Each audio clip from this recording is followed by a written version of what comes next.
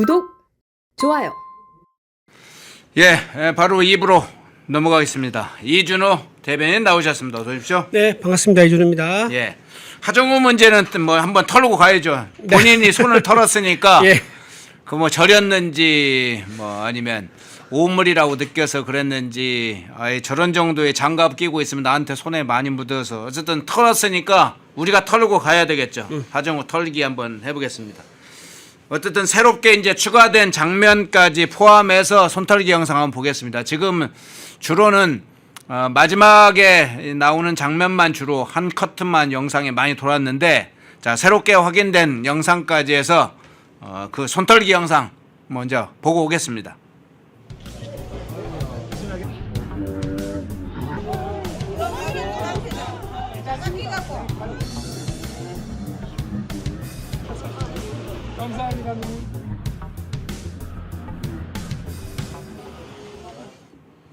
상당히 손털기 시장 상인들하고는 악수를 하기만 어김없이 지금 손털기를 하는 건가요? 보이는 장면마다 저렇게 손을 열심히 터는 장면 어떤 차원에서 평가하세요? 일단 사람 차별한 느낌? 이건 저 개인뿐만 아니라 저 영상을 처음 보는 사람이라면 다 그렇게 느꼈을 것 같습니다. 더군다나 이제 본인 선출직으로 저 사람들 손에 의해서 투표장에 가서 자기 이름 옆에 도장을 받아야 되는데 그 귀하고 소중한 손을 악수를 하면서 오히려 더 정성껏 자기가 이제 원하는 거, 희망하는 거 이런 것을 담아서 전해주지는 못할 망정 손을 탈탈 터는 모습을 보여줘가지고 참 면전에서 저렇게 한다는 건 참 민망한 일이다. 그리고 마음속에 사람들에 대한 계층이 있는 것 같아요. 상, 중, 하 이렇게 있는 것 같고 본인이 지금 부산에서 사상구, 그러니까 저 북구가 아닙니다. 사상구에서 초중고를 다 나왔지 않습니까? 네. 그리고 서울로 가서 서울에서 약 30년 정도 살다가 이제 거꾸로 내려오고 있는 상황이에요. 근데 본인이 서울에 가서 어떻게 했죠? 서울대학교 가고 대기업에 가서 경력사탁을 임원하고 그다음에 청와대 가서 수석까지 했지 않습니까? 그러다 보니까는 정말 좋은 장소에서 좋은 음식만 먹으면서 그 세계에서 살다가 내려왔을 거예요. 그런데 지금 저 장소는 무슨 깨끗한 백화점에 있는 상가 매대도 아니고요. 또 무슨 대형마트, 뭐 홈플러스나 이마트 같은 그런 깔끔한 이제 마트가 아닌 저런 재래시장에 오는 전통시장에 오는 이런 모습이 본인도 굉장히 어색한 것 같아요. 그러다 보니까는 내가 온실 속 화초로 자랐는데 이렇게 거리에 야생화들과 함께 어울리는 게 맞느냐? 이제 이런 생각하면서 자기도 모르게 본능이 나왔다. 손을 탈탈 터는 본능이 나왔다. 이제 그렇게 이제 볼 수 있을 것 같고 두 번째는 정치인으로서 기본 소양이 안 돼 있다. 이제 선출직이라는 것은 뭡니까? 저 이제 상인과 이제 시민들에 의해서 선택받은 그런 사람도 아닙니까? 그런 말은 무슨 말이냐면 시민이 곧 주인이고 본인은 지게꾼이거나 심부름꾼이거나 이런 위치가 되는 건데 그걸 지금 기본적인 구조를 이해를 못하는 것 같아요. 그래서 자기는 아무래도 선민의식이라든가 또는 깨끗하고 깔끔한 그런 세계에 살다가 내려오니까 자기도 모르게 차별하는 저런 행동이 나오지 않았을까 싶은 생각이 듭니다. 도련님이군요. 도련님. 그렇죠. 도련님이라고 볼 수 있겠죠. 뭐 도련님을 나쁘게 쓰려고 하는 건 아니지만 어떻게 자랐냐. 온실화초 속에서 자란 이야기를 해주셨네요. 그렇게 살다가 재래식 저 전통시장에 가니까 구포시장은 또 크죠. 가다 보니까 저런 행동이 나왔다. 아유 더러워 이런 거였나요? 하여간 그 장면은 본인이 이제 해명하는 것도 살펴봐야겠죠. 자, 손털기 영상이 알려지면서 비난이 쏟아지고 있죠. 뭐 일부 이제 매체들, 주류 매체들에서는 저걸 좀 옹호해 보려고 뭐 하고 있긴 한데 손을 그냥 이렇게 만지는 거 아니냐 뭐 이런 식으로 하는 일부 방송, 제2로 시작하는 방송도 있긴 하던데, 자, 하정우가 해명을 한다고 해명을 했어요.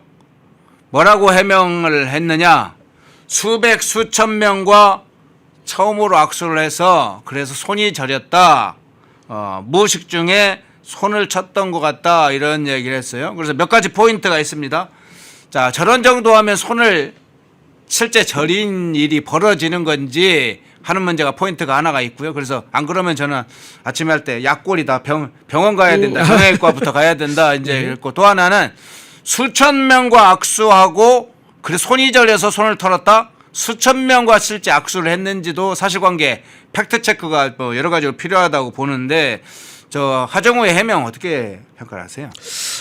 민주당에는요, 그 공천받기 위해서는 두 가지가 필요한 것 같아요. 예. 첫 번째는 전과가 필요하고요. 두 번째는 거짓말이 필요한 것 같습니다. 지금 하정우 수석 같은 경우는 거짓말 케이스에 좀 속한다고 보고요. 지금 이재명 대통령부터 해가지고 거짓말로 유명하지 않습니까? 위증도 아니고 위증 교사로 기소가 돼가지고 수사를 받았었지요. 재판도 받고 있고요. 그 다음에 김민석 총리 같은 것도 인사청문회 때 어땠었습니까? 들어온 수익은 없는데 지출이 6억이 나는 거 이거 된 근거가 없다 그러니까는 본인이 처음에는 뭐라고 했느냐 배추농사 수익이라고 했었습니다. 나중에는 또 그 말을 바꿔가지고 장모가 지원해줬다고 했습니다. 그리고 또 나중에는 그냥 입증하라니까 증여세 낸 증거자료를 내겠다 했는데 그것도 안 냈어요. 자, 이런 식으로 계속 거짓말을 해왔었는데 그 카테고리에 들어가는 인물이 하정우가 아닌가 싶습니다. 왜냐하면 곧 뒤에 나오겠지만 그날 실제로 수천 명과 악수를 했느냐 아니느냐 우리가 따져봤지 않습니까? 따져보니까 아니라는 게 지금 펜앤마이크 단독으로 확인이 된 것 같아요. 그래서 저는 하정우 수석이 기본적으로 정치인으로서 갖춰야 할 정직성 이게 갖춰지지 않은 거짓말적인 논란을 스스로 키워서 피노키오 하정우가 부산에 왔다 이렇게 볼 수 있을 것 같아요. 예.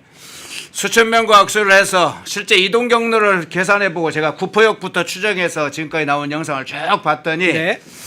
많이 쳐주면 한 200~300명?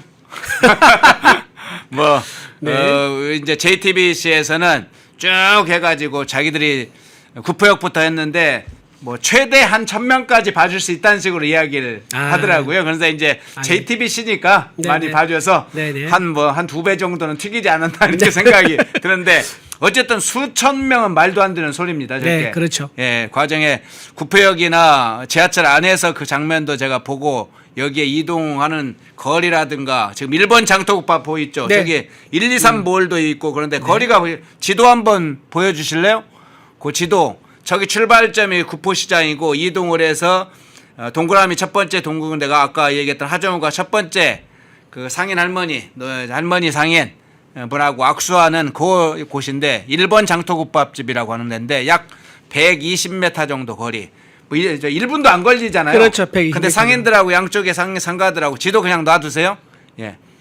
양가 상가들이 있으니까 상가들이 몇 개 있어야 한 10개가 조금 정도 돼 이렇게 인사할 수 있는 구간에 하고 두 번째 오는 데가 이제 123몰인데 그 도착지라고 하는 데가 거기도 한 출발지에서 하면 200m가 조금 안 되더라고. 근데 수천 명의 시민들 그 시민들 한번 그거 보여주겠습니까? 아니야 요거 말고요. 뒤에 보면 뒤에 보시면 아시겠지만 뒤에 저게 쭉 있죠. 사람들이 한 4~5명밖에 없어요. 네, 많지가 않죠. 네. 시장에 장 보러 온 사람들이 많지 않다는 건데 네. 어디서 수천 명을 만났다는 것인지 그것도 사실은 이제 팩트 체크를 저희가 일부 해서 지금 공개를 한 건데 그렇죠. 네. 이 부분은 하정우가 해명을 해야 될 것 같아요. 맞습니다. 네. 제 일부 보도에 따르면요, 네.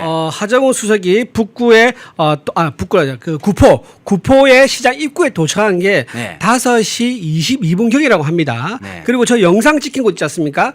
영상 찍힌 곳이 이제 구포시장 입구에서 시작해가지고 1번 장터국밥 그리고 1, 2, 3몰로 이동하는데 이게 약 27분입니다. 그러니까 27분이요? 27분. 그러니까 22분에 도착해서 저 영상에 찍힌 1, 2, 3몰까지 가는 데가 총 5분 걸려서 27분에 딱 영상에 찍힌 게 나온 거예요. 그렇다 그러면 총 이동 시간이 5분이라고 볼 수 있는 거죠.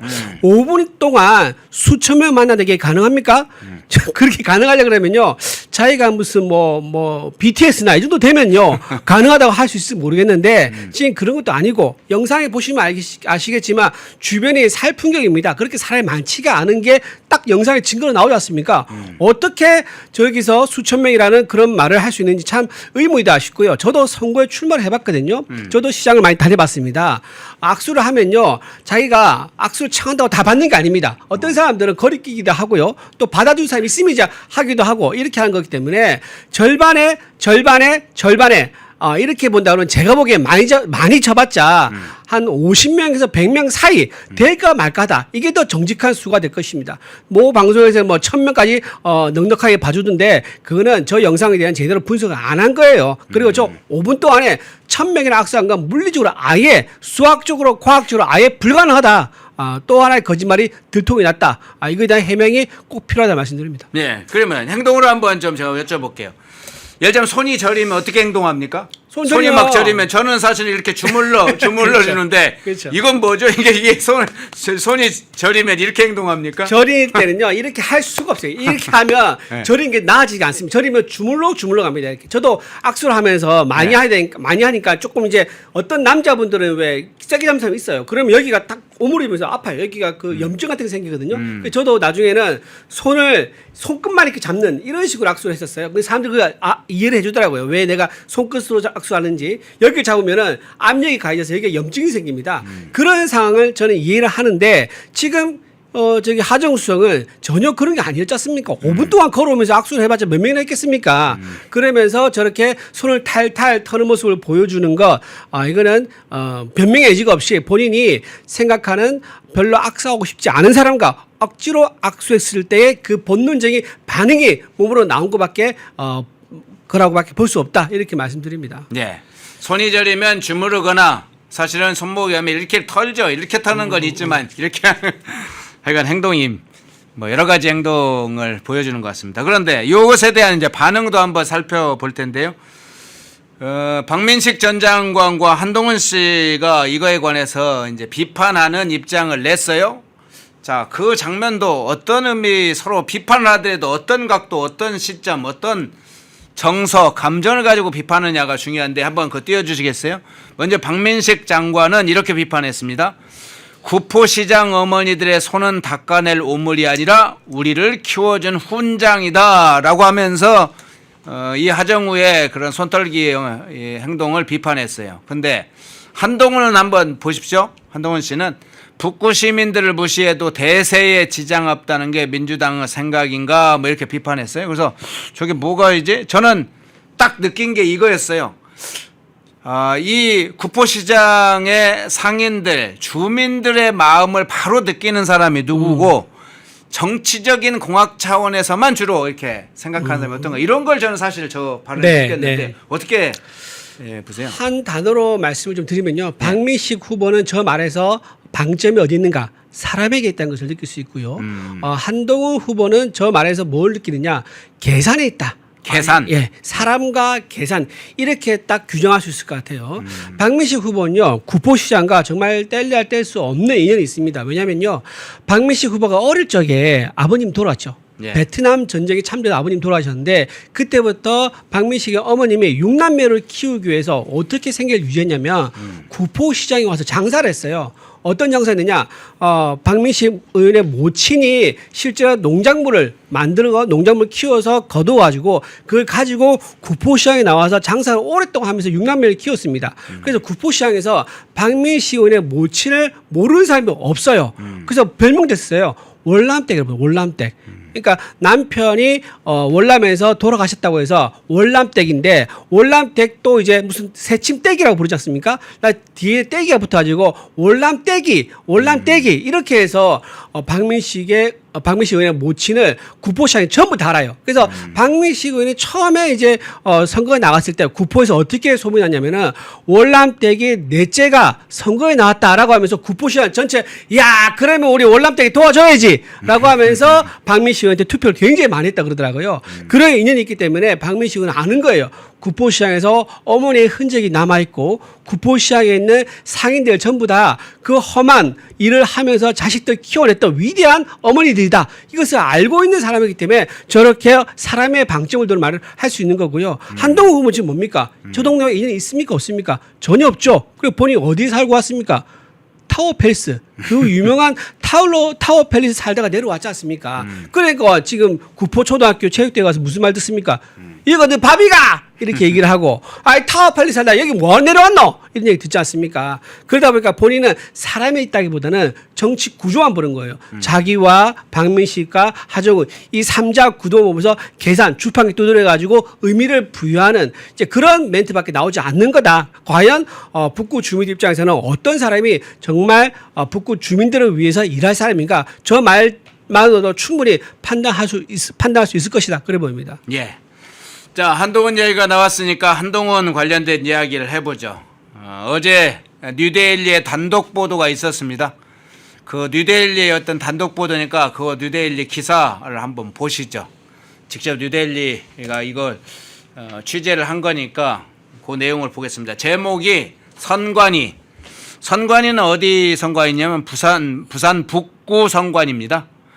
부산 북구 선관위에서 구포 휩쓰는 한동훈 팬클럽의 경고, 사조직 계획적 활동은 법 위반이다. 뭐 내용 보면 알겠지만 간단합니다. 그러니까 한동훈 씨 저 팬클럽 이두은이 지금 저 부산 북구에 뭐 사무실 같은 걸 뭘 냈다고 그러는데 거기서 지금 저렇게 사조직 활동, 저렇게 선거운동원도 아닌데 조직적으로 선거운동을 하는 것은 불법일 가능성이 높다. 법 위반이다.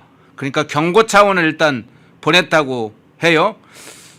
내용의 공문을 보면 이렇게 되어 있다고 합니다. 공직선거법은 선거운동을 위한 사조직 및 유사기관 설치를 금지하고 있다. 최근 귀단체에서 장보기 활동이란 명목으로 이루어진 활동은 법에 저촉될 수 있다. 사실상 불법 이런 걸 경고한 걸로 보이는데 어떤 차원에서 설명을 가능할까요? 이제 부산 선관위가 저 경고장을 위드훈이라는 카페에 보냈다고 합니다. 네. 위드훈이가 이제 한동훈 후보의 팬클럽 이제 모임이죠. 거기에 보냈는데 거기서 하는 활동들이 법을 어긋난 행동으로 보인다라고 판단한 거예요. 그래서 선관위가 굉장히 좀 의미 있게 이제 보는 게 뭐냐면은 주의가 아니라 경고로 바로 갔다는 거예요. 사실은 이게 경묘하면요 주의를 몇 번 줍니다. 근데 사안이 엄중하면은 주의를 생략하고 바로 경고를 합니다. 이 경고가 두 번 되지 않습니까? 그러면은 저 위드훈이 팬클럽에 대한 압수수색도 갈 수가 있습니다. 경찰에 고발해 가지고 압수수색을 요청할 수 있고 그러면 팬클럽 속에서 누가 이거를 주모했느냐 그리고 이게 한동훈 후보에게 보고가 됐느냐 또는 한동훈 후보가 이걸 지시했느냐까지도 갈 수 있는 아주 엄중한 사안이에요. 그렇다면 이게 어떻게 되냐? 한동훈 후보가 사조직을 동원해 가지고 사전 선거 운동을 한 거다. 굉장히 조직적인 불법적인 조직을 가동시켰다. 그러면 여기서 또 문제가 되는 게 비용이 들어갈 거 아니냐. 그럼 그 비용은 누가 되는 거냐. 계속 꼬리에 물고 사건이 이어질 수밖에 없을 겁니다. 그래서 지금 저렇게 하는 것은 굉장히 위험한 방법인 거고 또 하나 말씀드리는 것은 여기서 또 저렇게 하게 되면 저걸 용인할 경우 무슨 문제가 생기면 사조직도 모두 다 자기들이 갖고 싶을 거예요. 선거에 출마한 사람들이라 그러면. 그러겠죠. 그러면 그렇죠. 당연한 거죠. 그럼 사조직을 운영할 수 있는 사람들이 사실 많지가 않지 않습니까? 어떤 사람이냐. 돈이 있는 사람. 또는 권력 있는 사람 이런 사람들밖에 운영을 못 할 거예요. 그러다 보니까는 선거가 혼탁해지겠죠. 돈 많은 사람만 선거에 나오게 되고 힘이 있는 사람, 빽이 있는 사람만 선거에 나와서 사조직을 가동하게 되는 거니까 이건 선거가 혼탁해지고 여기서 금품이 왔다 갔다 할 수 있는 거고요. 그렇기 때문에 선관위가 바로 나서서 적극적으로 경고 메시지를 날리는 게 아니겠느냐. 저거 지금 당장 그만둬야 됩니다. 당장 그만두지 않으면은 아마 선관위에서 경찰 고발해서 압수수색 들어갈 수도 있다고 말씀드립니다. 예, 이 한동훈의 팬클럽 이두은이의 선거운동 관련해서 특정 사진이나 캐리커처 뭐 배부를 한다든가 특정 장소를 임차해서 선거운동 거점으로 활용한다든가 금품 또는 편의를 제공한다든가 이런 것에 6개 항목에 대해서 주의를 줬다고 그래요. 6가지 주의를 줬다고 그러는데 또 이런 이야기도 있어요. 팬클럽 활동 중에 이 상인 블랙리스트를 만들기도 했다. 뭐 이런 주장도 있네요. 그렇죠. 지금 이게 블랙리스트라는 얘기가 도는 게 뭐냐면 이게 캡처된 게 좀 돌더라고 인터넷에서 뭐냐면은 그래요? 그 이제 사조직으로 동원된 그 사람들께 모여 있는 단톡방 같은데 거기서 구포시장에 있는 상점 그리고 상가 이름 이런 것도 쭉 나열해 가지고 여기는 가서 물건 팔아줘라. 여기는 팔아주지 마라. 여기는 한동훈 앞에서만 반가운 척하고 뒤돌아서면 욕한다. 뒤통수 치는 매장이다라고 하면서 물건 사야 할 곳, 물건 사지 말아야 할 곳 이렇게 성분을 분석한 거예요. 마치 옛날에 블랙리스트 만들어가지고 연예계, 문화계 인사들 리스트를 만들어서 논의가 됐지 않습니까? 그런 것처럼 한동훈 팬클럽에서 한동훈을 좋아하면 물건을 팔아주고 한동훈을 좋아하지 않으면 물건을 사주지 말고 패싱해라라고 합니다. 자 그러면 상인들 어떻게 되겠습니까? 자기 매출을 올리기 위해서 억지로 그러면 한동훈 반갑습니다. 좋아요. 저 한동훈 나중에 지원합니다라고 해야 될 거 아닙니까? 그래야지 매출이 올라가는 거니까. 자, 그게 과연 공정한 선거운동이고 선거운동을 할 수 있겠습니까? 즉 이것은 뭐냐면은 기부 행위를 하는 거에 포함될 수 있습니다. 기부를 해가지고 유권자에게 어떤 이익을 주면서 대신 뭐를 가져간 거죠? 표를 가져가는 그런 행위가 될 수 있기 때문에 이건 매우 위험한 행동인 거고 블랙리스트 저게 지금 또 아마 리스트가 돌고 있을지 모르겠는데 블랙리스트를 만들었던 저 사람은 나중에 선관에서 고발당하면요 법적 처벌을 면할 수 없을 것이다 말씀드리고 가장 중요한 것은 뭐냐 저 블랙리스트 만들 때 한동훈 본인이 알았느냐 몰랐느냐 저게 중요한 겁니다. 저 문제 한번 좀 그쵸? 따져보죠. 네네네. 그러니까 한동훈 팬클럽에 이제 관련된 불법 선거운동에 대한 경고면 그 더군다나 이제 소속 멤버들이 부산 북구의 주민들이 아니고 대부분은 이제 외지에서 온 뭐 서울이든 경기도든 이렇게 온 사람들로 그간에는 알려져 있는데 이 사람들이 이제 내려와서 활동을 한다는 건 한동훈도 알 거 아닙니까? 그렇죠, 그리고 알죠. 구체적 활동도 상당히 이 도와주는 사람들이 일부 뭐 이러이러한 사례가 있고 어디에서 활동하고 있고 뭐 선거 캠프에 있는 주요 관계자가 보고를 했을 수도 있고 그러면 한동훈이 알았을 가능성이 굉장히 높은데 본인이 이제 사실은 법조인이면 선거법 기본 선거법 정도는 알 텐데 저거 알면서도 그러면 저런 상황까지 왔다면 방치를 했거나 아니면 그래 잘해봐라 하거나 관련돼 있거나 아니면 사실 배째라는 식으로 한번 걸릴 때까지 놔줘봐 그냥 막무가내이거나 뭐 이럴 것 같은데 어떻게 봐야 돼요? 아마 알았을 것 같아요. 모르지 않았을 거다. 저는 100% 자신을 하고요. 저건 분명히 알았을 가능성이 매우 높다라고 생각하는데 아마도 이런 것 같습니다. 네. 이거 하다가 걸리면 그때부터 좀 활동을 좀 줄이라 라고 하면서 일단 걸리기 전까지는 본인 한 표라도 얻기 위해서 굉장히 적극적으로 저걸 장려하거나 또는 알고도 모른 체 하거나 묵시적으로 방조했을 가능성이 매우 높아 보인다 말씀을 드리고요. 저 사조직에 와서 물건 팔아주셨습니까? 네. 그러면 물건 팔아주 그냥 가겠습니까? 노노노. 물건 팔면서 우리 한동훈 후보 잘 부탁합니다. 이런 말 안 했을까요? 잘 부탁합니다. 그러니까 전국에서 왔기 때문에 말투가 많이 다를 겁니다. 그래서 잘 부탁합니다. 한동훈 화이팅. 뭐 이렇게 얘기를 하고 물건을 샀을 가능성이 매우 높습니다. 그리고 왔다 가면 결과 보고서 안 만들까요? 사조직도 서로 경쟁을 할 겁니다. A그룹, B그룹, C그룹이 있는데 어느 회장님이 이끄는 A그룹이 가장 적극적으로 많이 돌아다녔다, 많이 샀다 이런 것들을 보고서를 만들 거란 말이에요. 그러면 누가 몇 명이 어느 매장에서 얼마치 샀다라는 것까지 아마 기록을 남겨서 살짝 보고를 했을 가능성이 있다. 근데 그 보고서가 만약에 한동훈 후보가 받고 잘했다, 수고했습니다, 고맙습니다라고 말을 했다 그러면 이건 사실상 한동훈의 지위에 의해서 사조직이 가동했다라고 볼 수가 있는 아주 위험한 상황이 되는 거고요. 딱 그리고 이렇게 할 수도 있죠. 상인들이 가면서 자기들이 상인들과 반응을 보면서 저 사람은 좀 더 적극적으로 다가가면 우리가 포섭할 수 있겠다라고 하면서 상인들에게 어떻게 했을까요? 동그라미, 세모, X 이런 식으로 표시해가지고 그 데이터를 한동훈 후보에게 주고 동그라미하고 세모에 적극적으로 한동훈 후보가 다가가서 자주 인사드리도록 그렇게 했을 가능성이 상당히 높습니다. 예. 그 목적이 아니라면 사조직을 운영할 필요가 없는 거죠. 그래서 저는 이거는 한동훈 후보의 개입 가능성 이거에 대해서는 굉장히 가능성이 높다 이렇게 봅니다. 예. 자, 뭐 배째라는 식이 아닌다면 한동훈 팬클럽이 저렇게 부정 선거 운동까지 선거 부정까지 한 불법 선거까지 하는 것은 용납될 수는 없는 거죠. 본인도 이제 그 사실은 알고는 있을 테니까 한번 그 후에 어떤 식으로 대처하는지에 따라서 또 다른 논란을 일으킬지 아니면 그걸 수습할지 한번 상황을 지켜보겠네요. 자, 국정투기 문제로 한번 넘어가 보겠습니다. 조작기소 국정투기가 어제 30일부로 사실상 이제 결과보고서 채택하면서 사실상 마무리 활동을 이제 종료하는 마무리되는 상황입니다.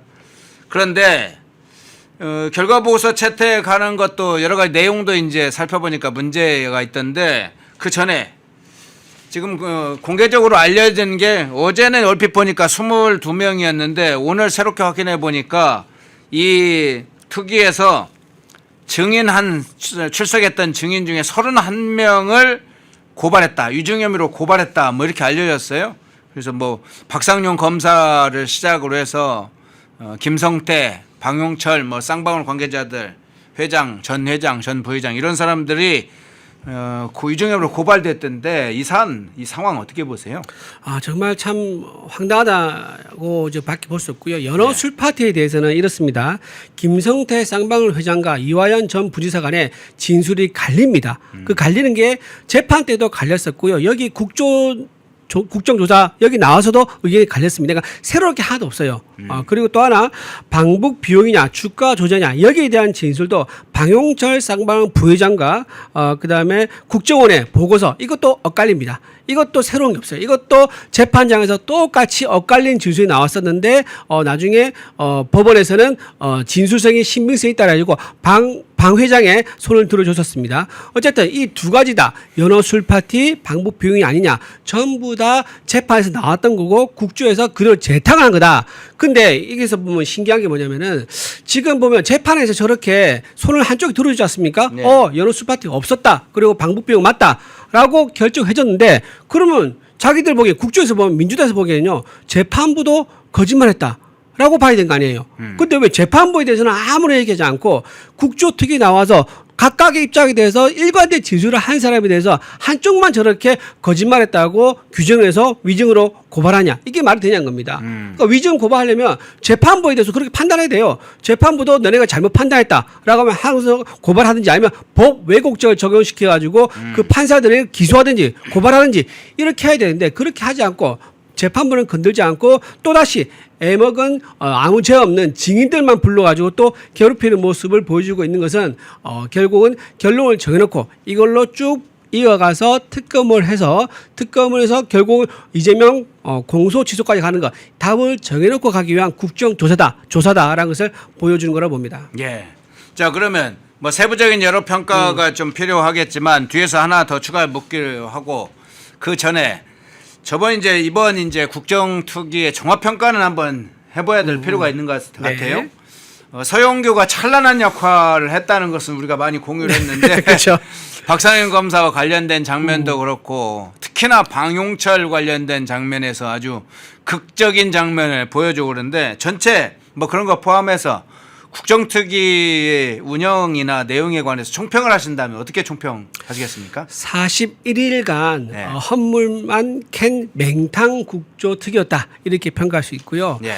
이 지금 혐의는요 이미 150번의 공판과 130명의 증인에 의해서 이미 확정이 된 내용인데 이거를 지금 41일간 어떻게 해서든지 뒤집어 보겠다라고 하면서 네. 열린 그런 국정조사 특위였습니다. 자, 확인된 건 이겁니다. 아까 서영교 의원이 굉장히 우리 쪽을 위해서 열심히 일해줬다. 뭐 보수의 이모라는 얘기까지 나왔는데 네. 연어 술 파티가 없었다는 거 입증이 됐죠. 김준태 회장이 본인이 막 버럭 화를 냈습니다. 도대체 내가 포수지에 꽁꽁 묶여 있는 상태인데 어떻게 연어 술 파티를 할 수 있느냐.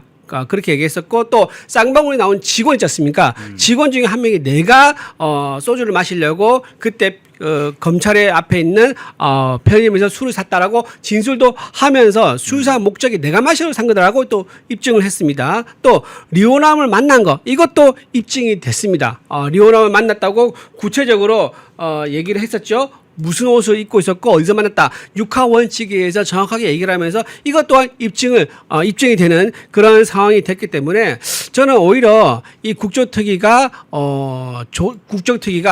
조작 기소가 조작하는 거를 오히려 보여주는 그런 국조특위에 대해서 국민들한테 오히려 예. 참 웃음거리가 되는 이런 상황이 됐다 말씀드립니다. 예. 그런데 민주당이 이거 국정특위에 관련된 뭐 청문회와 일정이라든가 여러 가지 사실상 종료하고 결과 보고서를 채택했으니까 이제 거의 끝났잖아요. 네. 마무리 수순만 그냥 종료 수순으로 남아 있는데 국정조사 종료 직후에 지금 새로운 특검을 추진하겠다. 네. 뭐 이렇게 좀 천준호가 지금 앞장서서 뭘 하고 있는 것 같아요. 그래서 그런데 특검을 새롭게 추진하는 것도 문제이니까 그것도 한번 좀 평가를 해주시고 또 하나는 새로운 특검이 지금 또 만들어지면 아예 그 특검에 공소 취소 권한까지 부여하는 방안을 지금 추진하겠다 뭐 이런 것까지 알려졌어요. 맞아요. 박상현 검사가 정확하게 예측을 했죠. 예. 내가 여기서 이제 증인 선서를 하게 되면은 아마 이거 다음에 열릴 특검에서 나를 다시 이제 기소할 거다라고 하면서 증인 선서를 거부했었죠. 그러면서 예언이 맞아떨어진 게 나왔습니다. 자, 이 특검을 하게 되면은 어떤 권한을 가지게 되냐? 기소와 수사 권한 모두 다 가지게 되죠. 근데 네. 이거 자체가 사실 모순이죠. 민주당에서는 기소와 수사를 분리시키는 것이 대원칙이다라고 늘 주장해야 하는데 왜 이 특검에만 기소와 수사권을 모두 다 줘야 되느냐? 이거 모순되는 모습 하나 더 있고요. 그다음에 가장 이제 저희가 우려했던 게 바로 이겁니다. 공소 취소 권한을 특검에 준다는 겁니다. 사실 이거 공수처에서 수사하기 맞거든요. 왜냐하면 검사들이 정말로 조작을 해서 기소를 한 거라 그러면 이거는 고위공무원에 대한 비위 행위이기 때문에 공소처에서 수사를 하면 됩니다. 근데 왜 민주당 공소처에 안 맡길까요? 공소처가 공소 취소를 안 할 것 같은 거야. 공소 취소하겠다는 확신이 안 드는 거예요. 불안한 거죠. 그러니까 공소 취소를 확실하게 할 수 있는 특검에다 맡기겠다. 이런 의미가 딱 드러난 겁니다. 그리고 지금 이게 또 무슨 문제가 있냐면 이해 충돌의 문제가 있습니다. 지금 특검법에는요, 국민의힘, 민주당, 조국혁신당 각각 한 명씩 이제 특검 후보를 추천하게 돼 있는데 사실 해보라만 하잖아요. 이재명 대통령이 이 중에서 누구를 추천하겠습니까? 누구를 임명하겠습니까?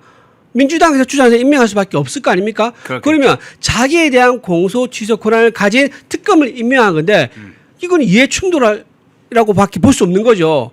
자기가 임명해 준 사람이 그 특검이 이재명 대통령한테 너무 고맙기 때문에 은혜를 갚아야 될 생각 안 할까요? 그렇죠. 그래서 저는 이재명 대통령이 이해 충돌 문제를 이렇게 뻔뻔하게 노골적으로 드러내면서 나를 공소 취소해줄 그런 인물을 임명한 것 자체가 이건 반헌법적이고 법치주의 파괴다. 그렇게 봅니다. 예. 검찰이 수사를 해서 기소를 하고 재판이 진행 중인 사건, 수사 기소 사건을 새로운 특검이 그것을 취소를 한다? 이게 가능한 일입니까? 무슨 특검이 그거에 관해서 제대로 수사를 해본 적이 있어요? 뭐 있어요? 그 사건에 대해서. 그런데 이미 검찰에서 검사들이 자세하게 몇 개월간부터 시작해서 수사를 해가지고 이게 기소가 될 만한 사항이네 해가지고 기소를 했는데, 그리고 재판이 진행 중이고 있는데 그걸 특검이 수사도 해보지 않고 사건도 진상도 제대로 보는 특검이 공소를 취소한다? 말도 안 되는 법 왜곡죄네요. 법 왜곡. 그렇죠. 예. 예, 법 왜곡죄로 처벌해야 되겠네. 만 이런 일들. 네네. 예, 마지막으로 좀 네. 이 선거 관련된 얘기 좀 짧게 두 가지 한번 좀 살펴보겠습니다. 오세훈 문제 한번 좀 잠깐 살펴보겠습니다. 오세훈 시장이 시장 후보죠. 지금 이제 서울시장 후보, 국민의힘 서울시장 후보. 어제 서울시당 필승 결의 및 공천자 대회에 참석을 했는데 그걸 띄워주세요. 자, 입은 옷을 보십시오. 빨간 조끼를 입었어요. 이렇게 이야기하면서 빨간 조끼를 가져오라고 해서 입었습니다. 하얀 티셔츠로 통일에 입었는데 제가 방금 전에 빨간 조끼를 가져오라고 해서 입었다. 빨간색 옷을 입는 것이 망설여지기는 상황이긴 하지만 우리는 빨간색이다. 빨간색 입고 한번 이겨보자. 그간에 하얀 티셔츠 입고 선거운동을 하고 앞장서 그런 걸 유도하기도 하고, 또 오세훈 편이라고 생각하는 사람들도 어디 사진 찍는 데나 선거운동 그 현장에 가보면 하얀 티셔츠 입고 나오던데 갑자기 빨간색 옷을 입었어요. 그럼 이유가 있을 텐데 왜 빨간색으로 갈아탔는지, 뭔가 갈아입었으면 이유가 있을 텐데 어떻게 보세요? 본인도 느낀 거죠. 선거운동 실제로 들어가게 되면은 서울 시민들이 어느 정당 소수의한 것을 당연히 생각할 수밖에 없을 거고요. 그리고 서울 시장 후보로 나온 사람이 공천을 준 국민의힘 그 정당 지도부를 공격하고 정당에 대해서 비판만 한다 그러면은 우리 국민의힘 지지자들이 민주당으로 표를 찍는 것은 아니더라도 투표에 참여를 안 할 수가 있는 거예요. 그걸 본인이 느낀 겁니다. 그러니까 본인은 이제 공천 받기 위해서 당 지도부를 아마 세게 공격을 했을 겁니다. 내가 나한테 공천 안 주면 나 깽판 지킬 거야 라고 하면서 그 전략적 정무적 이제 계산으로 해가지고 아마 당 지도부를 때렸던 것 같은데 어쨌든 공천 받았지 않습니까? 공천 받고 선거운동을 하려고 해보니까는 이게 내가 정당이 어디라고 해서 명확하게 밝히지 않고 모호하게 한다 그러면 유권자들이 혼란을 이제 느끼거나 아니면은 유권자들이 투표를 포기할 수도 있겠다. 라는 것을 본인이 느낀 거예요. 아마 저거는 데이터라도 공개되지 않은 비공개 데이터로 아마 본인이 느낄 수도 있을 겁니다. 무소속 느낌이 나는 오세훈과 한동훈, 국민의힘 후보로서의 오세훈에 대해서 어떻게 표가 갈라지는지 이걸 데이터로 아마 본인이 받아봤을 가능성이 매우 높아 보입니다. 그리고 저는 내 이럴 줄 알았다. 이제 이 말 좀 드리고 싶어요. 이럴 줄 알았다. 이럴 줄 알았다. 이제. 결국은 옷을 갈아입을 것이다. 그렇죠. 네. 왜냐하면 선거에서 네. 무소속으로 해가지고 정당 공천 받아놓고 무소속인 척 해가지고 이긴 선례가 단 한 번도 없습니다. 아예 무소속이면 무소속이지 정당 공천 받고 무소속인 척해서 이긴 경우가 어디 있었습니까? 그래서 저는 오세훈 시장이 고집 좀 그만 피우고 좀 제대로 좀 우리 당 보수 정당에 좀 기여할 수 있는 그런 선대위를 꾸려주면 좋겠다라고 좀 말씀을 좀 드리고 싶습니다. 하나 제가 추가해서 그럼 질문해 볼게요. 네네. 사실 지금 말씀하신 부분에 대한 생각과 함께 또 하나 생각이 들었는데 최근에 계속 오세훈하고 정원호 조사 네. 후보 지지 조사를 보면 보통 14에서 한 15 또는 14에서 16 정도 격차가 네네. 나오는 걸로 나옵니다. 네. 그런데 최근에 서울의 정당 지지도를 보니까 네.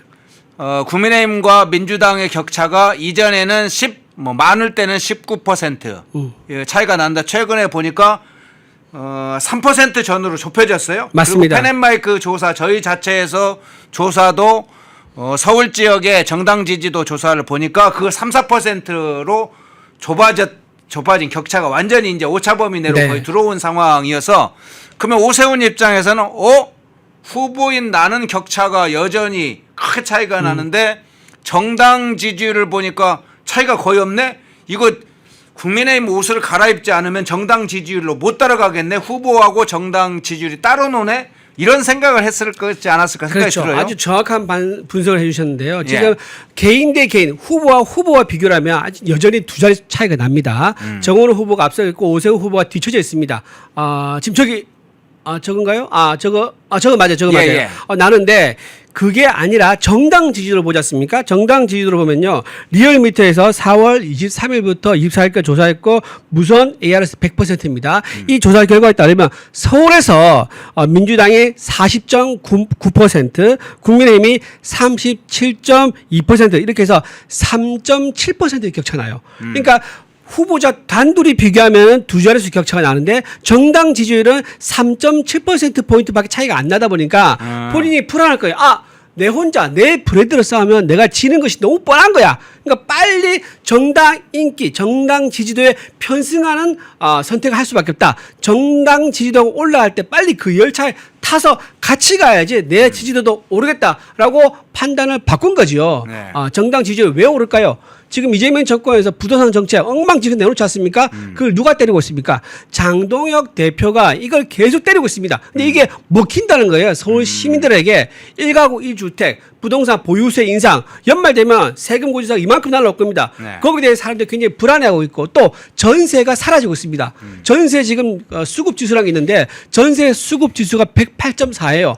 100이면은 공급과 수요가 거의 비슷한 거고요. 100이 넘어가면은 공급이 부족하다거든요. 이게 문재인 정부 때 부동산 참사 그때 나왔던 수치와 되게 유사합니다. 그러니까 문재인 정부 때 왜 문재인 정권이 망했느냐? 부동산 정책 실패 때문에 망했다는 얘기 아니겠습니까?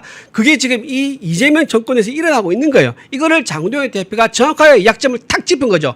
그랬더니 이제 서울 시민들이 부동산 정책을 바로잡아줄 정당은 국민의힘이다라고 생각이 바뀌면서 국민의힘 지지도가 올라가고 있는 거예요. 근데 지금 무슨 용가를 통별하고 오세훈 후보는 나는 장동혁 지도부랑 같이 안 할래 하면 혼자 흰색이 있고 무소속으로 뛸 수가 있겠습니까? 네, 이럴 줄 알았다. 그렇게 말씀드리겠습니다. 미리 예측을 좀 하셨고 상황이 언제 네. 바뀌는가 조변석계라는 것도 있는데 그렇죠. 네, 오변석계인가요 그러면? 그러게 말입니다. 조석계인지. 오세훈의 옷 갈아입기 거기에는 바로 이유가 있다.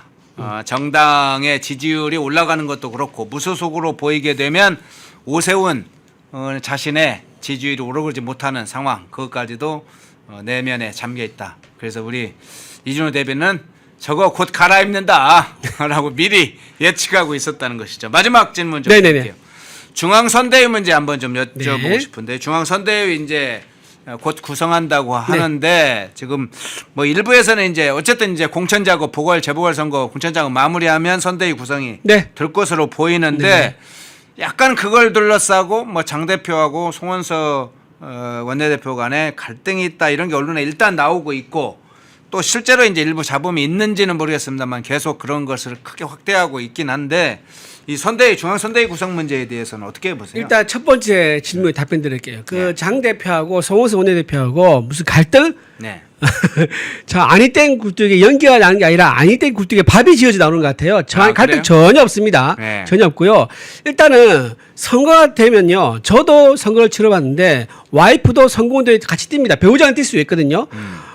동선에 같이 가면요 손해입니다. 굉장히 큰 손해예요. 왜냐하면 그 넓은 지역을 커버해야 되는데 같이 뛸 수 있는 이제 후보자의 그 옷을 입고 이름이 적힌 옷을 입고 배우자 누구누구입니다라고 하는 그 등판에 이름 새겨서 뛸 수 있는 그 후보를 왜 같이 다닙니까? 다른 곳에 내가 A에 가면 그 옆에 있는 A 다시에 보내가지고 넓은 지역을 동시에 커버할 수 있는 게 훨씬 효율적인 선거운동이지 않습니까? 마찬가지예요. 장동혁 대표도 국회에서 선거운동을 하고 활동을 또 선거 지휘를 한다 그러면은 송원석 원내대표는 노량진 갈 수 있는 거고요. 장동혁 대표가 대구 간다면 송원석 대표는 부산 갈 수 있는 거고 이렇게 효율적으로 역할 분담해서 뛰는 게 원래 선거운동입니다. 우르르 몰려서 가는 축구 그게 잘하는 축구입니까? 공 따라서 우르르 몰려가면 그게 잘합니까? 각 포지션별로 위치를 지키고 있으면서 언제 어디서 날아올지 모를 공에 대비하는 게 그게 잘한 거지 않습니까? 역할 분담이 없는 그런 선거 캠프는 망한다라는 게 원칙인 건데 이것은 마치 무슨 둘이 싸워가지고 삐져가지고 같이 안 다니는 것처럼 얘기하는 거 제가 보기엔요 이거 어느 쪽에 모락이다. 어느 한쪽이 모락이다. 어느 쪽인지 제가 구체적으로 말씀 안 드려도 아마 아실 겁니다. 많은 분들이. 어느 한쪽에서 마치 없는 갈등이 있는 것처럼 부풀려서 당 지도부를 음해하고 이간질시키려는 어느 쪽의 모략이다. 저는 그렇게 말씀드립니다. 예, 2부에서는 이제 하정우 관련된 문제를 좀 집중적으로 저희가 단독으로 좀 다루는 것 포함해서 다뤄봤고요. 한동훈의 팬클럽 문제도 어떤 문제가 지금 발생했는지 국정투기 문제, 오세훈 시장이 왜 옷을 갈아입었나, 중앙선대위 문제까지 나오고 있는 여러 좀 주장들이나 일부 보도 내용을 참고로 해서 한번 분석을 해봤습니다. 이준호 대변인이었습니다. 고맙습니다. 네, 고맙습니다. 자유리더 아카데미 제사기 강좌가 개설됩니다. 제사기의 주제는 세계사의 판이 바뀌고 있다입니다. 미국과 중국의 신냉전이 격화되면서 세계의 질서가 요동치는 와중에 벌어지는 미국의 세계 전략 대변화와 트럼프 독트린의 본질, 미중 신냉전과 일본 한국의 운명 등 대한민국의 나갈 길을 모색하는 10개의 강의를 준비했습니다. 40대 전문가들을 중심으로 새로운 시각, 새로운 감성으로 마련한 강의에 많은 참여 바랍니다.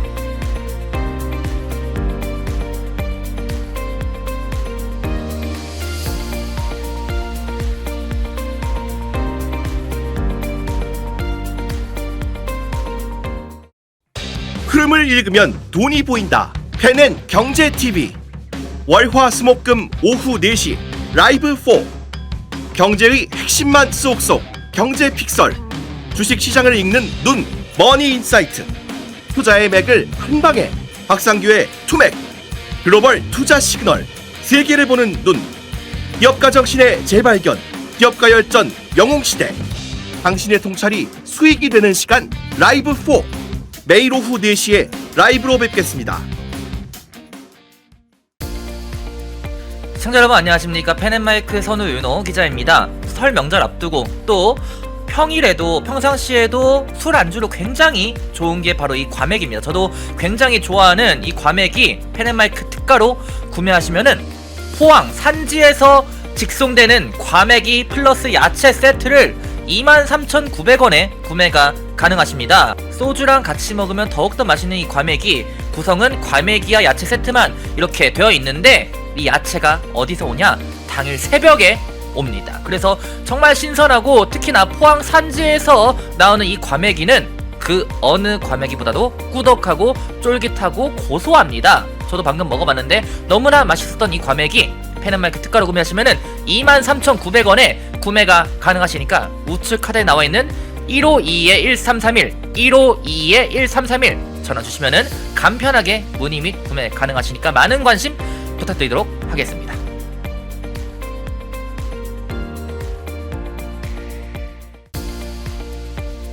시청자 여러분 안녕하십니까. 펜앤마이크 선우윤호 기자입니다. 오늘은 제가 저번에도 한번 광고를 했었던 알부민 울트라 맥스 제품을 소개하려고 합니다.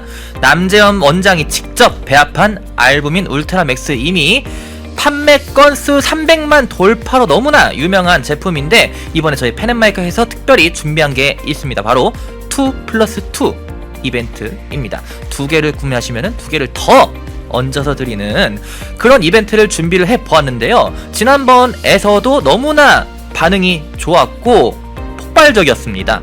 그래서 저희가 그때 느낀 게, 이게 알부민 울트라 맥스 제품이 왜 300만 주문이 돌파한 게 괜한 이유가 있는 것이 아니구나 라는 것을 그때 느꼈었는데, 이 압도적인 고함량 그리고 울트라 맥스라는 카피라이트가 들어간 것처럼 정말 후기가 좋은 이유가 있다는 점 다시 한번 강조를 드리면서, 이번에 펜앤마이크가 준비한 특별한 이벤트 알부민 울트라 맥스 2+2 이벤트 많은 관심과 성원 부탁드리도록 하겠습니다. 주문번호 1522-1331로 전화주시면 감사하겠습니다.